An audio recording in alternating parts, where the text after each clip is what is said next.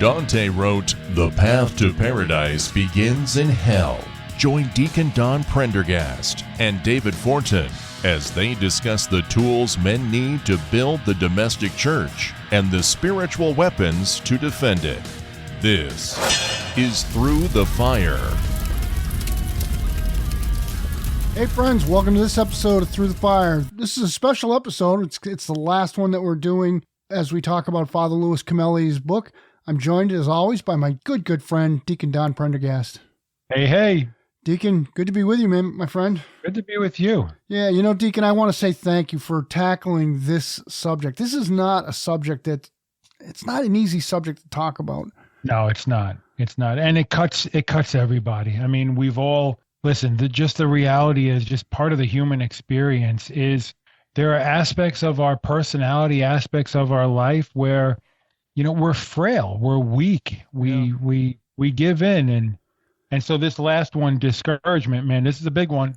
This one is so big that before we even started this radio show, and I was just doing my podcast along the way, we actually had a sort of a round table of guys from all over. Jay Goodman, former guest here on Through the Fire. Eddie Trask, who you know Eddie from sure. Catholic Charities of Idaho. Pat King was another guy, and Deacon Dave Imhoff, my producer for along the way. And I know I'm missing somebody. Trace Big Guns Chamberlain, can't forget him. Yeah, Trace. Can't forget it, Trace.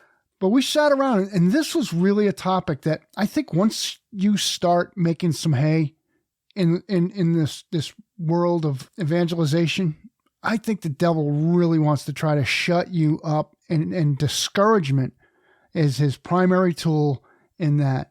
Well, I mean, we've talked about this in other contexts also. In another context, we've talked about how, the devil is not particularly interested in any one of us committing a sin. We talked about this. He's much more interested in committing a lifestyle of sin after sin after sin, which leads the individual to thinking, I'm hopeless. This is just the way that I am. I might as well quit. And that's really the mode of the devil, is to just get us to quit.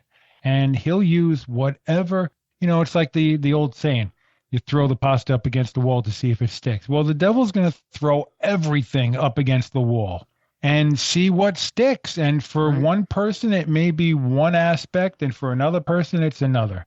But in the end, discouragement, defeat, quit, hopelessness. I mean, that's really the ultimate goal. And if you can get somebody to just quit, well, that's it.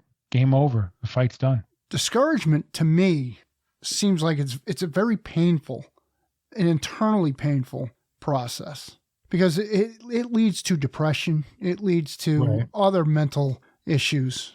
Well, I mean, just think about it. So you want to do something that you believe in, whether it's business or faith, it could be anything. Right. Even relationship building, whatever it is that you want to do. And then you've got that voice inside that's telling you can't do it. It's not going to work. You're wasting your time. You're not smart enough. You don't have enough money. Perfect example.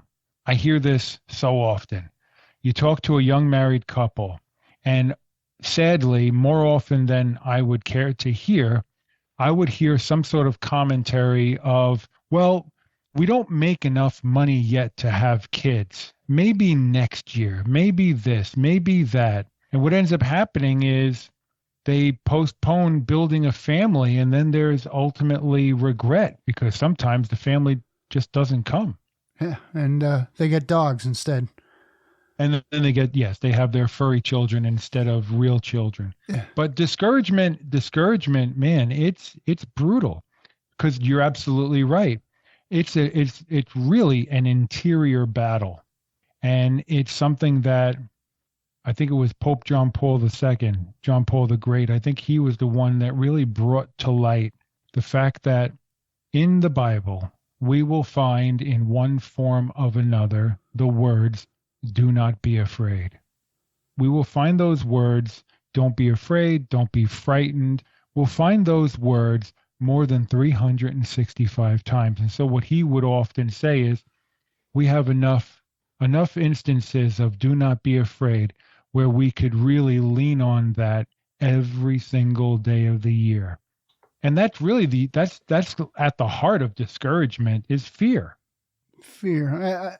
I could see that, but it's just, to me, it's just a painful. It was truly painful because before you and I got started doing this show, I was doing another show with a really, really nice guy, Pat King from Boise, Idaho. He lives outside of Boise, and we did a show called Man Cave. But I really had gotten just to the point I couldn't do it anymore. I was kind of getting burnt out with all the other projects and everything. And the only reason I got into this was because you asked me. So you're the man. Am I to be congratulated or blamed? I don't know. We'll figure out. We'll figure that one out. Yeah. But no, seriously, I had gotten to the point where I was really, really discouraged. And all I just wanted to do was just go back to podcasting. And even that was up for grabs because what's the point? Who's listening? Well, we've talked about this off the air. It's amazing how, for example, this show that we're doing, Through the Fire, I can say with absolute certainty, 100% certainty, this show could not happen without the combined efforts of you and I.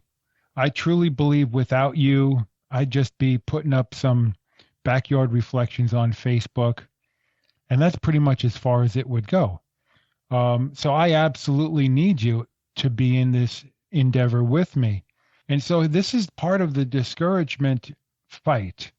When we recognize that we don't have to be alone in what we're doing, because that's one of the tactics of the devil. The devil wants to isolate us, wants to make us feel as though we're by ourselves, we're alone. We can't carry the weight by ourselves, so you might as well put it all down. But in reality, working together, following the leadership and the guidance of the Holy Spirit, that's how we defeat discouragement. That's how we're able to push back. It's kind of like this. Just today, here, I'll share this with everybody. Just today, both my son, who is an adult, and me, the two of us received the same, I would call it a ransom email. Both of us received the same ridiculous ransom email. It's one of these phishing things where somebody's trying to get money out of us. But, it's like, I know where you live and I've been watching you. I mean, word for word, it was the same email. Now, I live in Florida and he lives in New York. So, I mean, come on, give me a break. It was definitely some computer phishing expedition.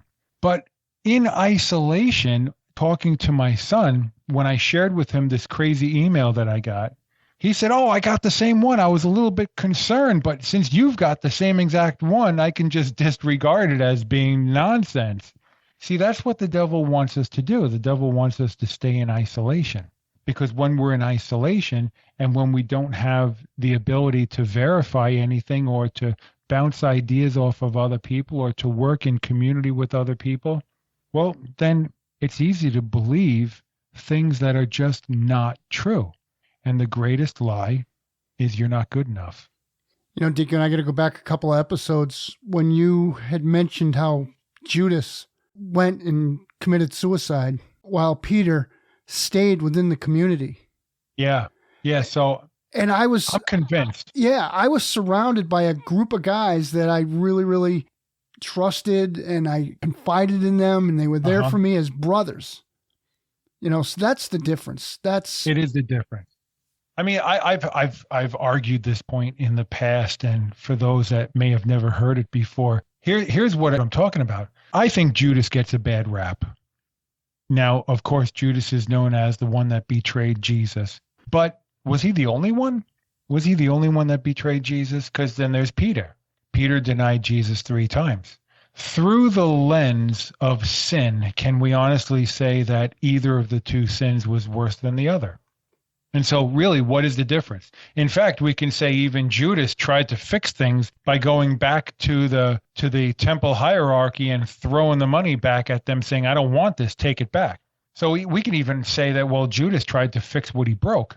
Here's the difference, though, because I do believe that within each of us is both Judas and Peter. And I do believe that their behavior and their actions are actually two sides of the same coin. When we screw up, and we all do, let's just face it, we say stupid things, we make mistakes, and we're human. We're sinful, and we're human, and we need to repent. But here's the thing. So Judas, he sinned. He betrayed Jesus. Jesus was arrested. Judas betrayed Jesus. He sinned. And what did he do? He went off into isolation. And he truly believed that he was beyond being forgiven. And as a result of that, his despair led him to killing himself. And then you have Peter. Peter denied Jesus 3 times. 3 times. And in his despair, what did he do? Well, he went back to the community. I will argue vehemently, during that time of the Passion, I can't see any other way of this happening. During that time of the Passion, and even beyond, until Peter was forgiven, the 3 times, do you love me? During the time of that Passion, I have to believe that Mary, our Blessed Mother, was actually the one that was in charge of that community. I mean, who else? Who else would be in charge of that community other than Jesus's mom? And this is another reason why we as Catholics hold the Blessed Mother in such high honor as the perfect disciple. So I truly believe, it may not appear anywhere documented, but I truly believe that Peter went back to the community, went back to mom, went back to the Blessed Mother, and begged forgiveness. And stayed in the community, stayed there, didn't leave, but stayed, admitted his fault. And then, of course, we have in Scripture where Jesus is on the shore of the Sea of Galilee, I believe it is, and Peter is there. I believe James and John are with him. And we have that scene where Jesus says, Peter, do you love me? Feed my sheep.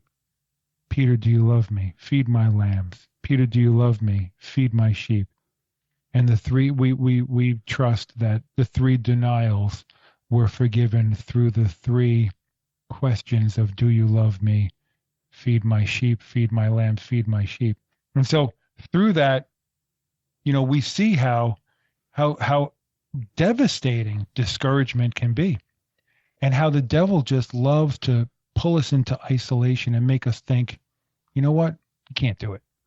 There's in artwork, in that Renaissance artwork, Peter's always portrayed as having deep ridges in his face from tears. That's how Right. sorry he was. So that's the kind of discouragement that he faced, but yet had the wherewithal to return back to the community. And we as guys need to do that through the Absolutely. through the sacrament of reconciliation. Yes. And even with regards to our wives, it's foolish pride not to be vulnerable to your wife. That's foolish pride. Now, we have to be men of honor. We have to be men of fortitude. We have to be men of trust. But, let's not forget, especially when it comes to our wives, the 2 are to become one. And, we can be mountains of strength. And at the same time, we can be trusting, vulnerable, compassionate men who, admit to our wives our shortcomings. It's part of the process of building that sacrament of matrimony even stronger. Deacon, you think that it's a wise move to bring these discouragements that we wrestle with to the confessional?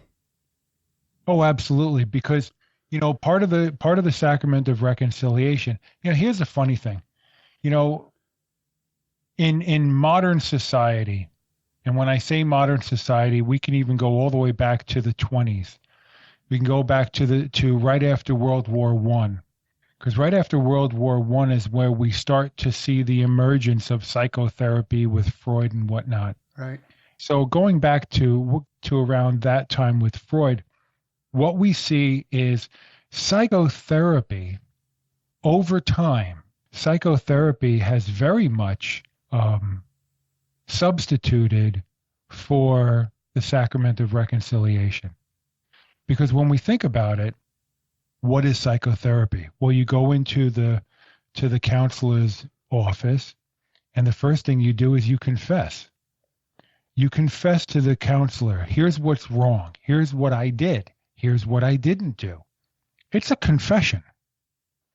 And then what happens? Well, then there's somewhat of a diagnosis. Well, the diagnosis would be, okay, these are the sins that your confession applies to. Okay, now what happens? Well, now we have to do a treatment plan. Well, the treatment plan would be in a confession, that's your penance, saying an act of contrition, and then whatever the penance is that the priest prescribes for you. And then the idea is you're going to go forth and sin no more. Now, we know that we're human and we're likely to sin again, but the structure of it is the same thing. It's very much the same thing.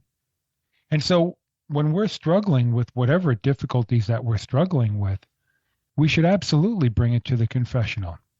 And if the priest is aware of the fullness of the sacrament of reconciliation, part of what he does is he offers you counseling in the sacrament. So let's say, for example, you go into the confessional and you have issues with, vanity. Okay, so you go into the confessional and the big sin that you're struggling with is vanity.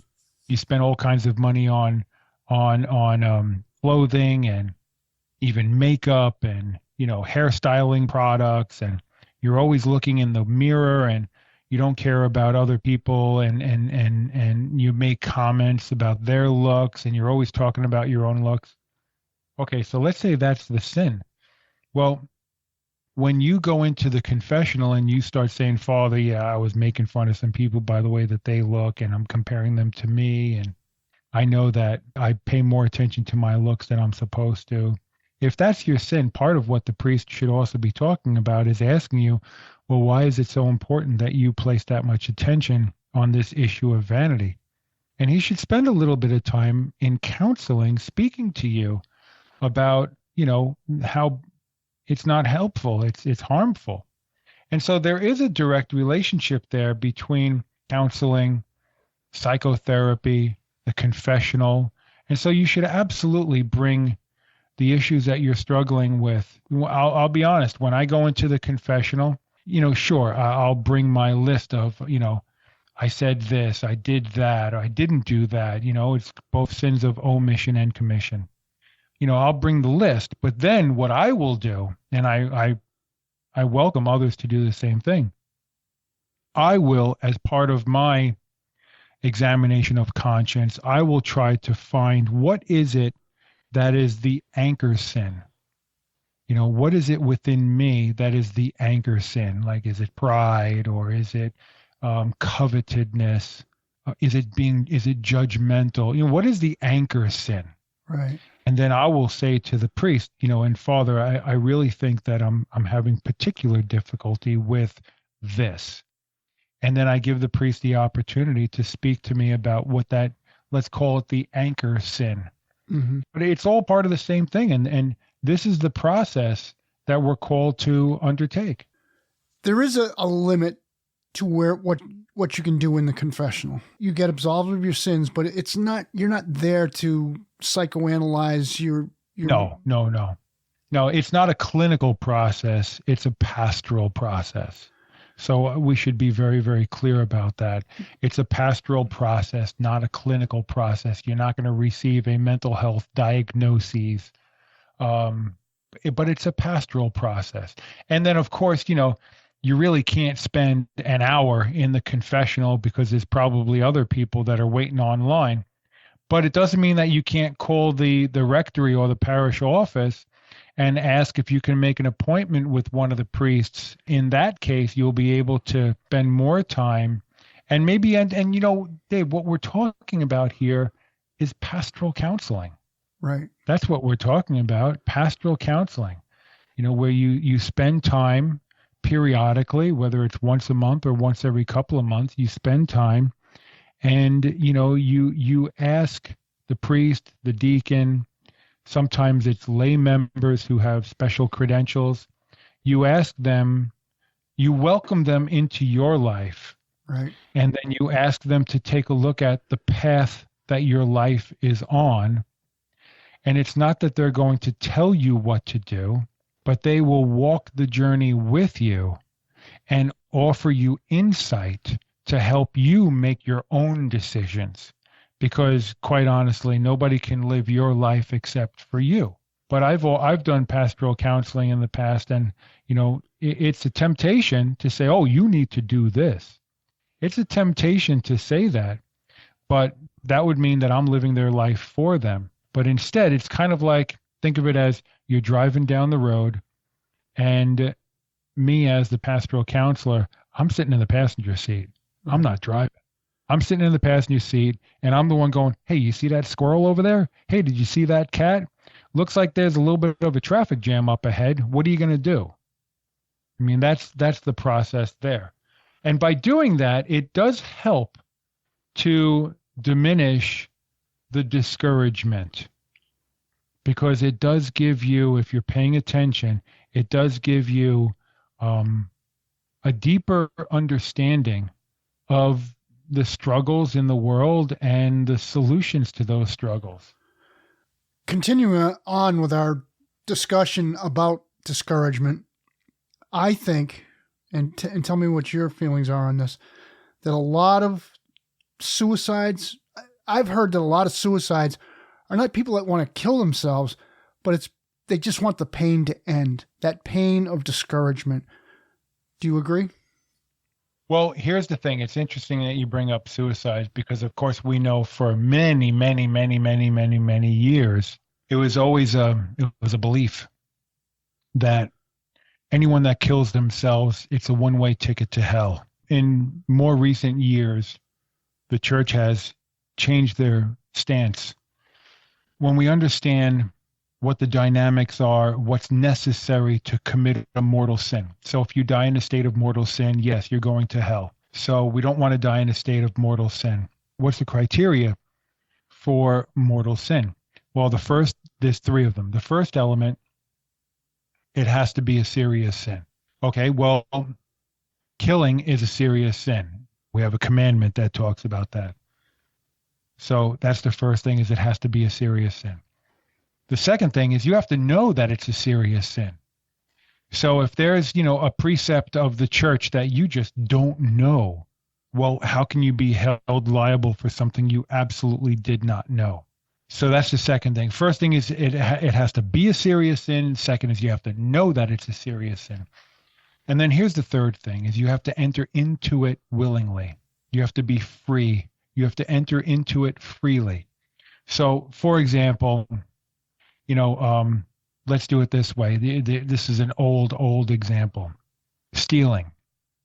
Okay, your family is starving, absolutely starving, and you see available food. I mean, the classic story is an apple. You see an apple that is unattended, seemingly, you can't figure out, is it for sale, is it not for sale? So what do? Your family is starving to death. You take the apple. Well, are you stealing? Yeah. Is it a serious sin? Well, yeah, stealing is a serious sin.